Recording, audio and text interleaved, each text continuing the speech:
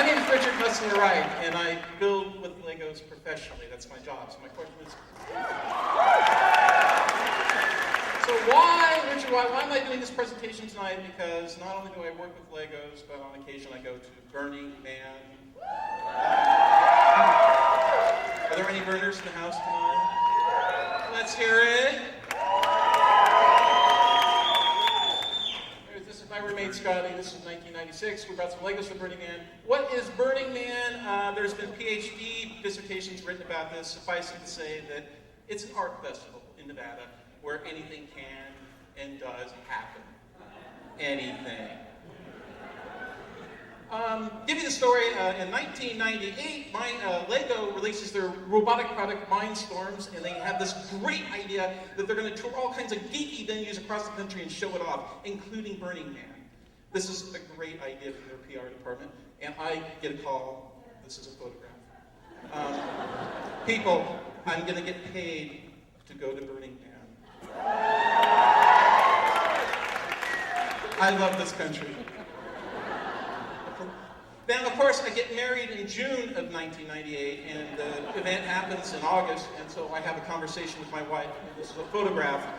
I say, hon, let's go to Burning Man for like our honeymoon. She goes, well, as long as it's not hot. Lego Camp was hosted by Kevin, the guy in the yellow, and Jeff. Jeff runs Acme.com. He gets a lot of email from Wile E. Coyote. And he made these big bricks down here to play with, and Kevin's contribution was that Jeep. This is the camp. This is actually the camp, and the all-male crew of students I brought with me said this was good. This is actually the Celestial Slut Camp, which was behind Lego Camp. An awesome group of ladies. There's a joke going around on Twitter right now. How many hipsters does it take to screw in a light bulb? It's an obscure number. You probably wouldn't have heard of it. That was Kevin. He glues some Legos. We had an official camp musician. It was Theo. And I had to share the story because I rescued Theo from the Space Cowgirl camp. And as a reward, he played the Guns N' Navarone for me on his flute. And that's one of my most warmest memories of Burning Man. What did we do? We built. We set up these Lego tables. We unpacked about 100 pounds of Lego. We started building Egyptian gods, which seemed like a good idea at the time. And we actually brought a trebuchet, but we didn't set up because we were told they were very 1995. Who built? Adults built. You can see some adults here. In fact, some Boy Scouts. Had a great time. The adults really pitched in. See some interesting things that they're building.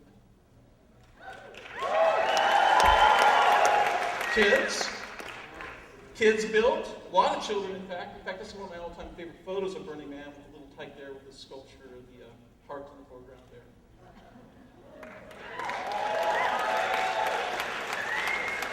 And everybody built. The one group of people who didn't build was Lego, because they didn't show up. Their PR department hadn't taken the time to clear this with Burning Man or any of the geeky venues who shut them down rapidly. As a way of apology, they sent me about 30 pounds of refrigerator magnets. But there were really cool results. You can see here's like an interlocking chain of Lego bricks. Probably the most common sculpture was actually sculptures of Burning Man. There's that heart sculpture again. All sorts of interesting things that were built. In fact, we ran this camp for about 4 days. And so with the lessons learned, wasted people can have fun with Legos. We had some interesting experience with the Legos.